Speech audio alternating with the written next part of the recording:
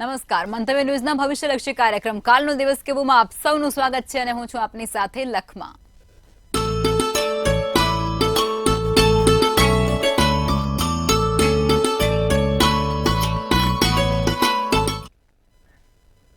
આવતીકાલની માહિતી આપવા માટે જોડાઈ ગયા છે કિશન મહારાજ.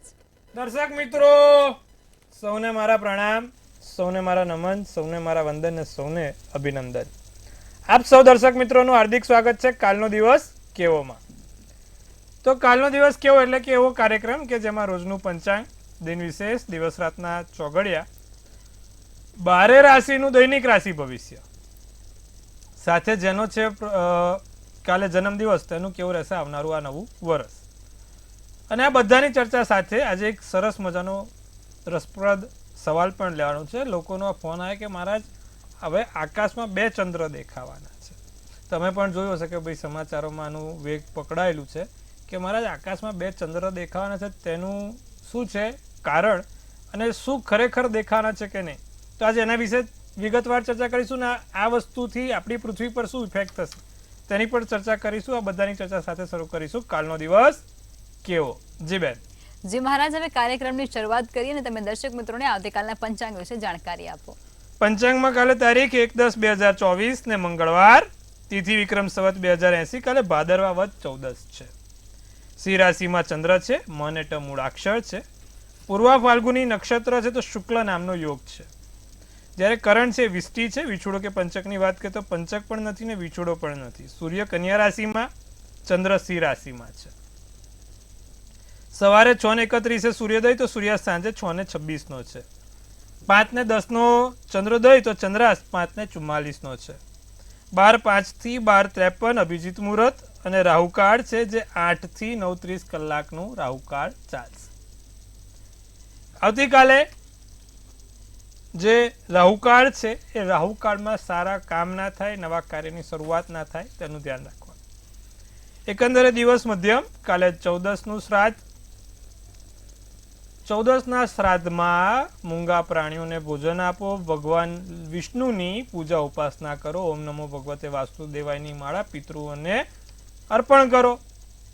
સાથે પાણીયારે દીવો કરીને સર્વ પિતૃઓને મળે અને સર્વ પિતૃ અમને આશીર્વાદ આપે આવી પ્રાર્થના કરો.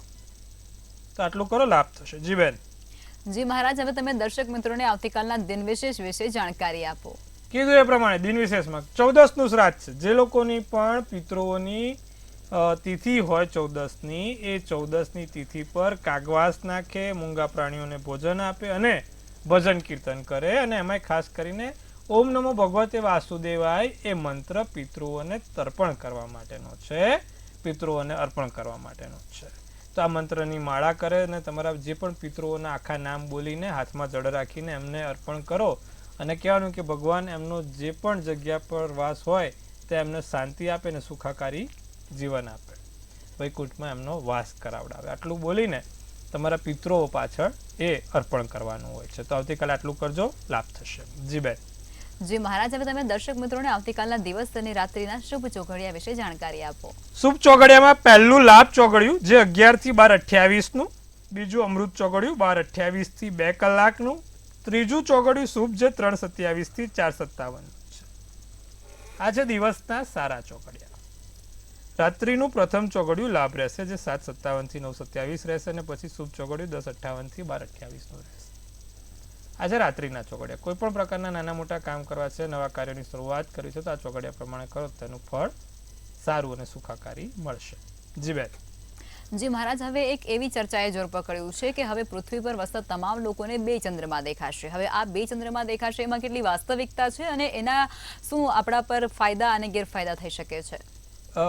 એમાં એવું છે લક્ષ્માબેન કે ઘણા લોકોનો ફોન આવ્યો કે ભાઈ મહારાજ અમે સમાચાર જોયા અથવા તમે આ સોશિયલ મીડિયામાં જોયું કે ભાઈ હવે પૃથ્વી ઉપર 2 ચંદ્ર દેખાવાનો છે. પૃથ્વીમાં એક ઉલ્કા જે પૃથ્વીના આવરણથી નજીકમાં ફરવાની છે. હવે વાત કેટલી સાચી ને કેટલી ખોટી? તો ભાઈ આ સૌરમંડળની ઉલ્કા ફરતી ફરતી પૃથ્વીના આવરણની નજીક આવી છે, એ વાત 100%ની સાચી. પણ એ તમને નરી આંખે દેખાશે એ વાત સાવ તદ્દન ખોટી છે.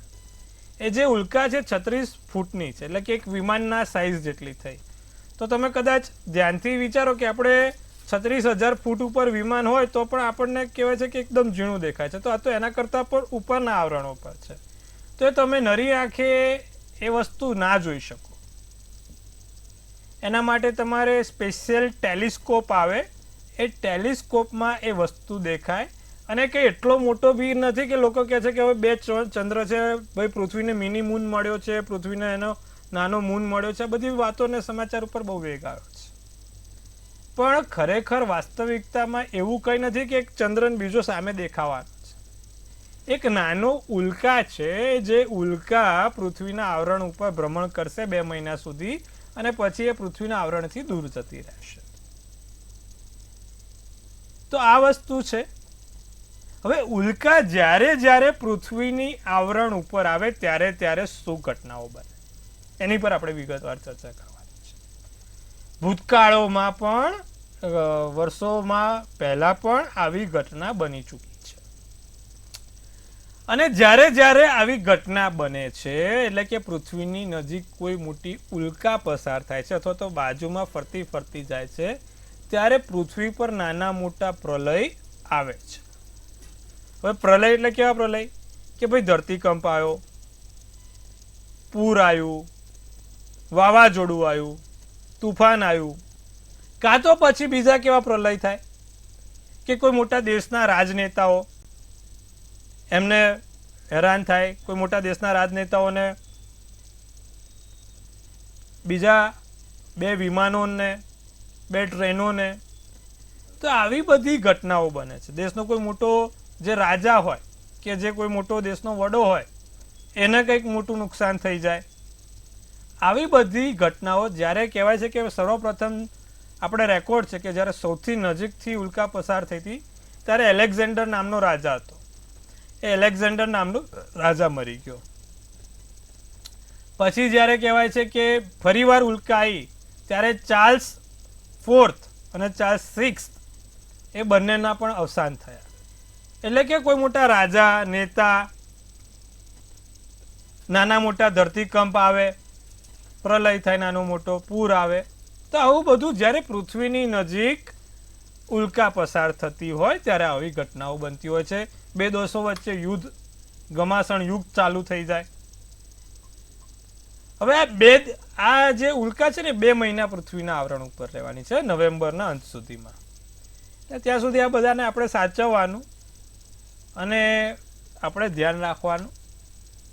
ખાસ કરીને કહેવાય છે કે યુદ્ધનું ભીષામણ વધે નહીં એનું પણ આપણે સાવચેતી રાખવાની ને ભગવાનને પ્રાર્થના કરવાની કે બધું શાંતિથી પતી જાય. કારણ કે વર્ષોના 2020માં એક ઉલ્કા દેખાઈ હતી ત્યારે કોરોના આવ્યો હતો. તો આવી બધી નાની મોટી ઇતિહાસ ગવાહ છે કે ઇતિહાસ બતાવે છે કે ભાઈ આવું બધું જ્યારે ઉલ્કાઓ પૃથ્વીના આવરણની નજીક ફરતી હોય ત્યારે નેગેટિવિટી લઈને આવે છે. તો આ વસ્તુઓનું આપણે ધ્યાન રાખવું પડશે. હવે એકંદરે ઘણા લોકો કહે છે કે મારા જે ચંદ્રને પૂજવાનો કે નહીં, ફરી એકવાર એ ઉલ્કા છે અને ચંદ્ર નથી. એ ચંદ્ર તમારા ગ્રહો ઉપર અસર ના કરે.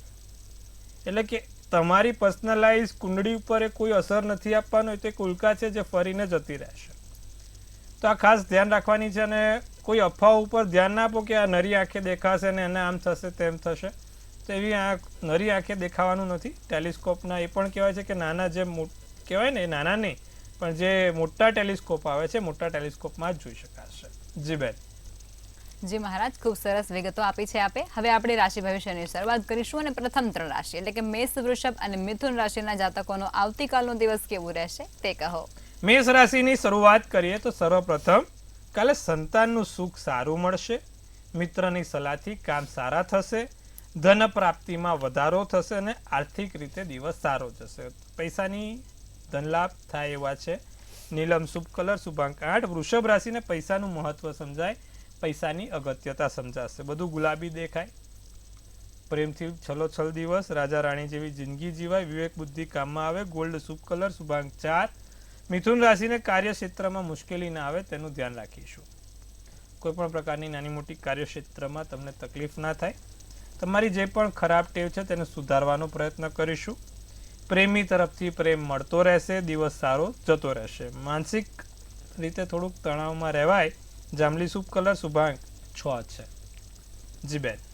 જી મહારાજ, હવે આગળની 3 રાશિ એટલે કે કર્ક, સિંહ અને કન્યા રાશિના જાતકોનો આવતીકાલનો દિવસ કેવું રહેશે તે કહો. કર્ક રાશિને ભાઈ બહેનથી લાભ મળશે. ઓફિસના કામ ઝડપી થશે, મદદ થાય. સાથે જમીન મકાનથી લાભ જણાય. ચીકણી શુભ કલર શુભાંક 1 છે. સિંહ રાશિને દિવસ સારો, હસતો મલકાતો પસાર થશે. હાસ્યથી ભરેલો દિવસ. નાના મોટા સંબંધો બંધાશે. નાનકડી કડવાશ માફ કરજો, કોઈ નાની મોટી ખરીદી થવાના યોગ છે. મરૂન શુભ કલર શુભાંક 5 છે. કન્યા રાશિ, નોકરી ધંધામાં દિવસ સારો છે. નવો પ્રેમ મળશે. નોકરીમાં નાની મોટી તક મળશે. સારી વાત આવે અથવા તો સારી વાત આગળ વધે. લવંડર શુભ કલર શુભાંક 1 છે. જી બેન.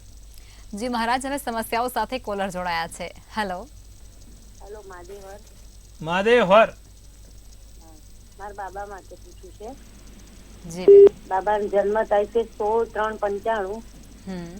જન્મ સ્થળ જામનગર અને જન્મ સમય બપોરે 12:50. જી. હવે એને વિદેશ યોગ છે અને એનો કુંડળી માંગલિક છે કે શું છે? સિંહ રાશિનો ચંદ્ર છે. મિથુન રાશિનું લગ્ન છે. પૂનમનો જન્મ, ગુરુવારનો દિવસ અને પૂર્વ ફાલ્ગુનની નક્ષત્ર હતું. સર્વપ્રથમ કે કુંડળી માંગલિક છે કે નહીં, તો બેન કુંડળી માંગલિક નથી. છોકરાને મંગળ નથી, છોકરાને શનિ પણ નથી, એટલે કે છોકરાને માંગલિક કુંડળી જરાય ના ગણાય. અચ્છા, વિદેશ યોગ છે કે નહીં, તો વિદેશ યોગ છે. કાયમી સ્થિર પણ થઈ શકે છે. પ્રયત્ન કરાવો. વિદેશમાં આગળ જતા એનું ભવિષ્ય ઉજ્જવળ છે. જી બેન. જી મહારાજ, અન્ય કોલર જોડાયા છે. હેલો. હાલો. જી. હાલો. જી. હા મહારાજ, મારે જાણવાનું છે કે 7મા સ્થાનમાં કયો ગ્રહ છે વિરાજમાન? જરા જણાવજો ને. મારી જન્મ તારીખ છે 19/7/95 અને જન્મ સ્થળ છે ભાવનગર જિલ્લાનું ગામ અને જન્મ સમય છે સવારે 6:30. બેન, અમે તમને અવારનવાર તમે એકનો એક પ્રશ્ન પૂછો છો ને અમે તમને અવારનવાર એકનો એક જવાબ આપીને હવે હું પણ કહેવાય છે થાકી ગયો છું. તમે કંઈકનું કંઈક નવું જ રોજ લાવો છો. મેં તમને પર્સનલાઇઝ ઘણી વખત કહી દીધું છે કે તમારી કુંડળી સારી છે, તમારે જે કીધું છે કરો, અને 1.5 વર્ષ સુધી તમારે આ તકલીફ છે તો તમે એનું નિવારણ કરો. ચોક્કસથી તમને લાભ થશે અને જીવનમાં આગળ વધશો. જી બેન. જી મહારાજ, અન્ય કોલર જોડાયા છે. હેલો. હેલો, જી. મારા બાબાની બર્થડે છે 30/9/2006. આજે એની બર્થડે છે. વાહ. જી. સમય હેલો. સમય રાત્રે 2:42 છે, 2:40 છે. જન્મ સ્થળ જન્મ સ્થળ ડાકોર. સર્વપ્રથમ તો તમારો બાળકની આ વર્ષે ખૂબ સારી તરક્કી થાય, દરેક ક્ષેત્રોમાં વિજય પ્રાપ્ત કરે અને રાજા રણછોડ એને દરેક જગ્યાએ સારા શિખરો અને સારી સફળતા અપાવે તેવા શુભાશીષ. આખું વર્ષ એનું કેવું જશે અને કેમની રહેશે એની આ વર્ષની લાઈફ. તો ધનુ રાશિનો ચંદ્ર, કર્ક રાશિનું ચંદ્ર, મૂળ નક્ષત્ર, 7મની તિથિ, શનિવારનો દિવસ છે.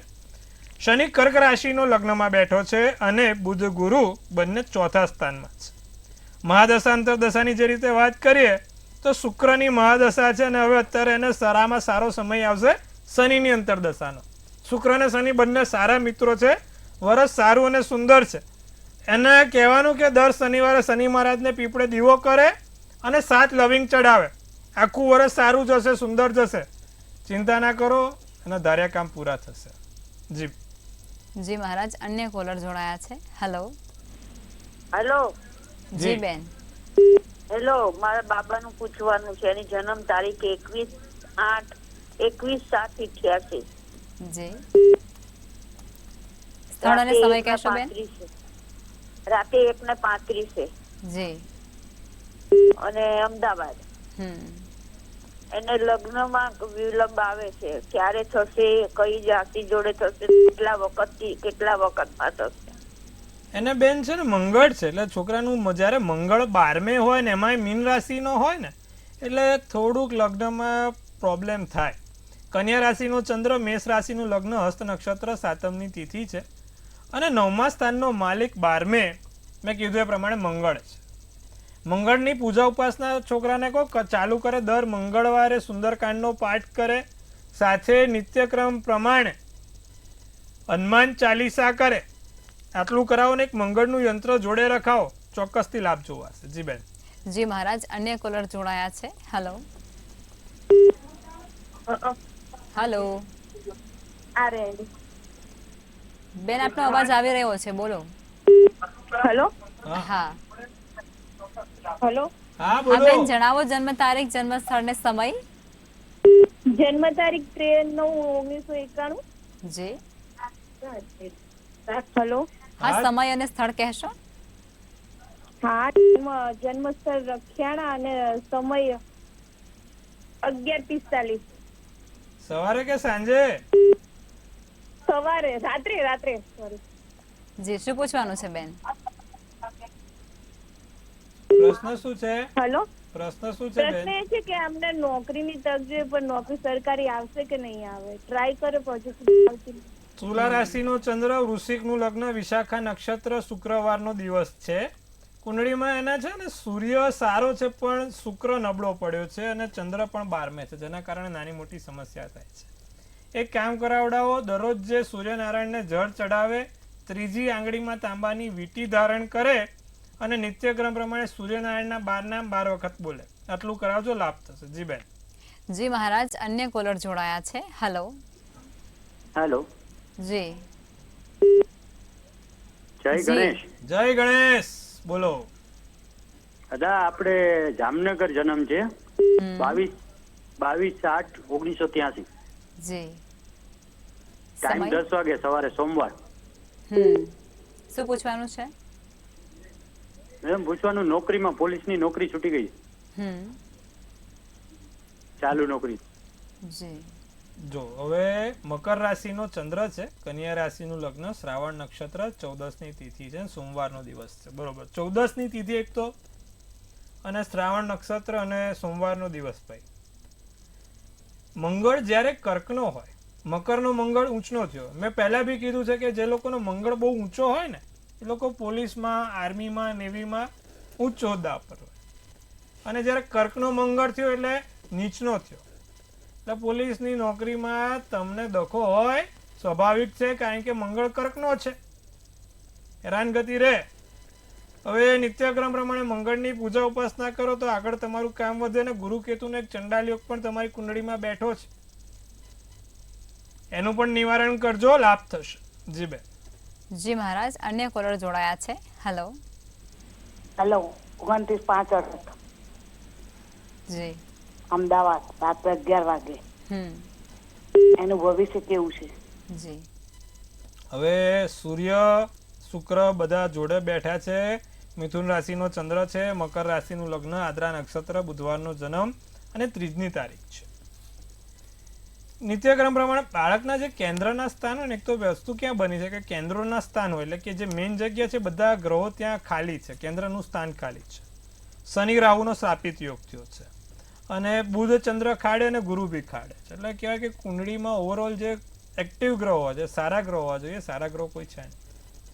બ્રહ્મા મુરારી ત્રિપુરાંતકારી ભાનુ શશી ભૂમિ સુતો બુધશ્ચ ગુરુશ્ચ શુક્ર શનિ રાહ કેત સર્વે ગ્રહ સુખમ કરવો હતો. 9 ગ્રહો આ મંત્રના જાપ અને એક 9 ગ્રહનું યંત્ર એની પાસે રાખે, આ મંત્રના જાપ કરે, નિત્યક્રમ 9 મંત્ર 9 વાર બોલે, દિવસમાં દરરોજે લાભ થશે. જી બેન. જી મહારાજ, હવે આપણે રાશિ ભવિષ્ય તરફ પાછા ફરીશું અને આગળની 3 રાશિ એટલે કે તુલા, વૃશ્ચિક અને ધન રાશિના જાતકોનો આવતીકાલનો દિવસ કેવું રહેશે તે કહો. તુલા રાશિને વખાણ થાય, લોકો તમારા વખાણ કરે, ધન લાભ થાય, પરિવાર સાથે દિવસ સારો જાય, મહત્વના કામમાં સફળતા મળે. સફેદ શુભ કલર શુભાંક 9. વૃશ્ચિક રાશિને નિર્ણય લેતા પહેલા વિચારે. કોઈ પણ નિર્ણય લે સમજી વિચારીને નિર્ણય લે, મગજ ઉપર કાબુ ગુમાવો નહીં, ઘરમાં ધાર્મિક કાર્ય થાય, સારા કામ થાય, લગ્ન જીવનમાં સંભાળવું. રાતો શુભ કલર શુભાંક 8 છે. ધન રાશિને નિરાંતનો અનુભવ થાય, દિવસ ધીરે ધીરે સારો પસાર થાય, ફસાયેલા નાણાં ક્યાંકથી પાછા આવશે, કોઈક જગ્યાએ પૈસા ફસાઈ ગયા હોય, નાની મોટી નુકસાની થઈ હોય, તે બધું હવે ધીરે ધીરે સરભર થશે. પ્રવાસના ક્યાંક ને ક્યાંક નાના મોટા યોગ બનેલા છે અને સ્વાસ્થ્યની દ્રષ્ટિએ થોડુંક સંભાળવું પડશે. સોનેરી શુભ કલર શુભાંક 4 રહેશે. જી બેન. જી મહારાજ, હવે અંતિમ 3 રાશિ એટલે કે મકર, કુંભ અને મીન રાશિના જાતકોનો આવતીકાલનો દિવસ કેવો રહેશે તે જણાવો. મકર રાશિને નવા સૂર્યોદય સાથે નવી આશા સાથે નવો દિવસ છે. કોઈ પણ નવી વસ્તુ શરૂ કરવી હોય તો કાલના દિવસમાં તમે શરૂ કરી શકો છો. કાલે કોઈને ઉધાર આપતા નહીં કે લેતા નહીં. જો આવું થશે તો 2 ગણું થશે, એટલે વિચારી લેજો. પ્રેમ સંબંધમાં વધારો ચોક્કસથી જોવાશે. દિવસ સારો સુંદર જશે. ચોકલેટી શુભ કલર, શુભાંક 8. કુંભ રાશિને ગુસ્સા પર કાબુ રાખો.